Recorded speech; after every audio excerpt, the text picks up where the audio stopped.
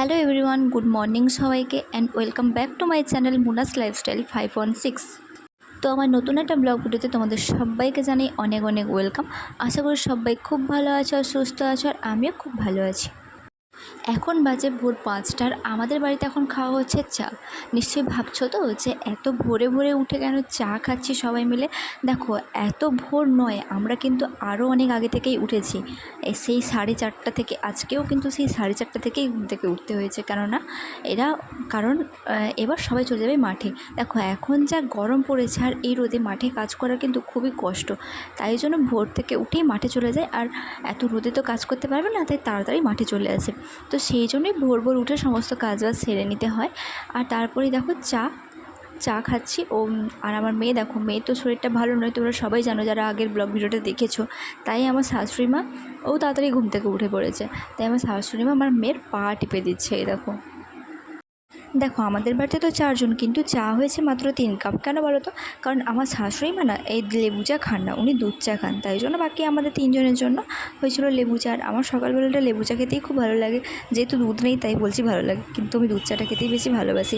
যাই হোক, তারপরে চাটা খেয়ে চলে গেছিলাম আমি স্নান করতে, আর ওরা বেরিয়ে গেল মাঠে। আমি তো স্নান টান সেরে ফ্রেশ হয়ে নিয়েছি। আর সত্যি কথা বলতে কি, এই গরমের মধ্যে সকাল সকাল স্নান করে নিলে কী যে আরাম লাগে সেটা বলে বোঝানোর নয়। যাই হোক, আমার মেয়ে তো অনেক রাত থাকতে ঘুম থেকে উঠে পড়েছিল, তাই ও এখন ঘুমিয়ে পড়েছে। মেয়ে যেহেতু ঘুমিয়ে পড়েছে, তাই এই সুযোগে আমাকে কাজগুলো তাড়াতাড়ি করে কমপ্লিট করে নিতে হবে। কেননা ও ঘুম থেকে উঠে পড়লে ওকে সামলে কাজ করা না সত্যি খুবই কষ্টকর ব্যাপার। কারণ বাড়িতে তো এখন কেউ নেই, এখন মাঠে কাজ হচ্ছে, তাই সবাই এখন মাঠে। তাই জন্য ওকে ঘুম পাড়িয়ে রেখে ওই সময়ের মধ্যেই আমাকে কাজগুলো ঝটপট করে নিতে হয়। তো তারপর স্নান সেরে এসে আমি বোতলে জলগুলো ভরে নিয়েছিলাম। আর বোতলে জল ভরে কয়েকটা বোতল আমি ফ্রিজেও রেখে দিয়ে এসেছিলাম, কারণ ওরা এলে আবার ঠান্ডা জল খেতে চাইবে। আর এই গরমের মধ্যে না জল এমনি রাখলে ভীষণ গরম হয়ে যায়, সেই জন্য ফ্রিজে রেখে দিয়ে এসেছি। আপাতত ওই ঠান্ডা জলটা একটু অন্য জল মিশিয়ে গেলে খাওয়া যাবে। যাই হোক, তারপরে চলে এসেছিলাম আলু ভাজতে। আজকে আলু ভাজা করব। এই গরমের মধ্যে পান্তা ভাত ছাড়া আর কী বা ভালো লাগে বলো? আর যেহেতু ওরা মাঠে রোদের মধ্যে কাজ করছে, তাই ওরা এলে পান্তা ভাতই খেতে চাইবে। তো আমাকে বরমশাই বলে গেছে, তুমি আলু ভাজা করে রাখবে, আমি আলু ভাজা দিয়ে পান্তা খাবো। তো সেই জন্যই আমি বসে গেছি এখন আলু কাটতে। ঝটপট করে আলুটা কেটে আমি ভেজেও নিয়েছি। আর তারপরেই বসে গেছিলাম দুপুরে কী কী রান্না হবে সেগুলো সবজি কাটতে। ফ্রিজ থেকে মাছটাও বের করে এনে রেখে দিয়েছি। আর মেয়েটাও না এখনও পর্যন্ত ঘুমিয়ে আছে, ও ঘুমিয়ে আছে বলেই আমি সবজিগুলো কেটে নিচ্ছি। ও যতক্ষণ ঘুমিয়ে থাকবে ততক্ষণ আমি কাজগুলো ভালো করে এগিয়ে রাখি।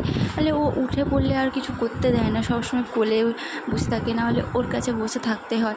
আর ওকে না রান্নাঘরে খুব একটা আমি নিয়েও আসতে চাই না, কারণ যে পরিমাণ গরম রান্নাঘরে, ওকে কোলে নিয়ে রান্না করতে আমার অসুবিধা হয় না, কিন্তু ওর ভীষণ কষ্ট হয়। তো সেই জন্যই ঝটপট করে আমি সবজিগুলো কেটে রান্নাও চাপিয়ে দিয়েছি। তো সবজি টবজি কাটার পর দেখি মেয়েটা ঘুম থেকে উঠেও পড়েছিল, তাই ওকে ও ছোটো পিপির কাছে রেখে এসে আমি গ্যাস ওভেনে করে তরকারিগুলো ঝটপট করে নিয়েছি। আর উনুনে করে ভাতটা বসিয়ে দিয়েছিলাম। তো সে কারণে তাড়াতাড়ি করে রান্নাটা হয়ে গেছে। আর রান্না টান্না হয়ে যাওয়ার পরে এই যে থালা বাসন করা সব কিছু নিয়ে চলে এসেছি এখন ধুতে। আমার থালা বাসনগুলো ধুতে ধুতে ওরাও মাঠ থেকে চলে এসেছিলো, তাই থালা বাসনগুলো ধুয়ে নিয়ে আমি চলে গেছিলাম ওদেরকে খাবার খেতে দিতে। আর তখন না খুবই ব্যস্ত ছিলাম, কারণ তাড়াহুড়োর মধ্যে সবাইকে খেতে দিতে হচ্ছিলো, কারণ ওরা খেয়ে আবারও মাঠে চলে যাবে। আর বরমশাইও তখন খেতে বসে গিয়েছিলো, তাই ও আর ভিডিওটা করে দিতে পারেনি, তাই এইটা তোমাদের সঙ্গে শেয়ার করা হলো না। তো যাই হোক, খাওয়া দাওয়ার পরে ওরা আবারও চলে গেছে মাঠে। আর আমিও ওদের সঙ্গে খাওয়া দাওয়াটা সেরে নিয়েছিলাম।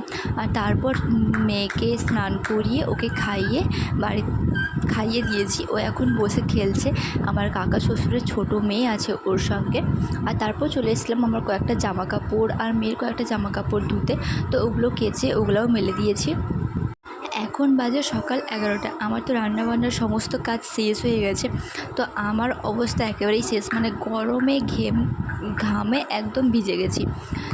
আর তাহলে ভাবো এখন মাঠে তারা কিভাবে কাজ করছে এই চড়া রোদে। সকাল থেকে ব্যস্ততার চাপে এখনও পর্যন্ত আমি রুমে ঢুকিনি। তো এবার গিয়ে দেখি যে রুমটার কী অবস্থা। তো চলো গিয়ে দেখা যাক।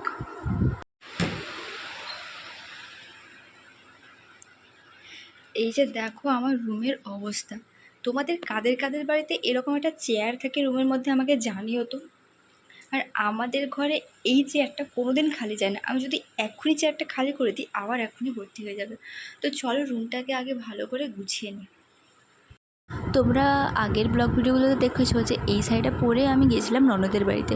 তো সেখান থেকে আসার পরে কাপড়টা ধুয়ে মানে কেচে রেখে দিয়েছিলাম, এই চেয়ারের উপরে রেখে দিয়েছিলাম তুলে। তখন আর গোছানোর সময় হয়নি, তাই এখন চলো ভাঁজ করে ওটাকে আলমারিতে তুলে রাখবো।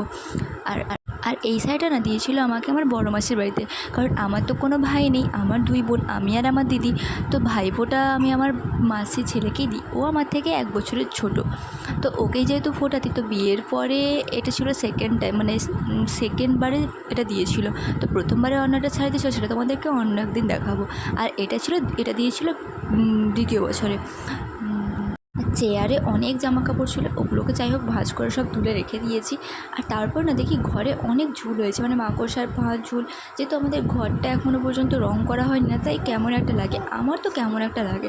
তো যাই হোক সমস্ত ঝুল টুল সব ঝেড়ে দিয়ে তারপরে বিছানার চাদরটা চেঞ্জ করে দিলাম। বিছানাটা ভালো করে গুছিয়ে নেবো। তো বিছানাটা ভালো করে গুছিয়ে নিয়ে বেডশিটটা চেঞ্জ করে দিয়েছি, ওটা কাচবো। ওটা আজকে আর কাচবো না, ভালো লাগছে না, দেখি একটু পরে, আগে একটু রেস্ট নিই তারপরে কাচবো। তো যাই হোক বিছানাটা গুছিয়ে নিয়ে যেহেতু ঝুল টুল ঝেড়েছিলাম, তো তারপরে ঘরটাকে ভালো করে ঝাড় দিয়ে নিয়েছি। এই যে দেখো সব কিছু একেবারে ক্লিন করে নিয়েছি। তো আর ভালো লাগছে না, এখন ভীষণই টায়ার্ড লাগছে। সেই ভোর 4:30 থেকে উঠে এখন বাজে বেলা 11:30। তো এক নাগাড়ে কাজ করেই যাচ্ছি, তো কাজ যেন শেষ হওয়ার আর নামে নেই। ভাবছিলাম এবার একটু রেস্ট নেব, কিন্তু এদিকে এসে দেখি রোদে লঙ্কার গাছগুলো একেবারে শুকিয়ে গেছে। এই যে লঙ্কার গাছগুলো দেখছিলো তোমরা তো জানো, এগুলো বাবা বাড়ি থেকে নিয়ে এসেছিলাম, তো এখানে লাগানো হয়েছে।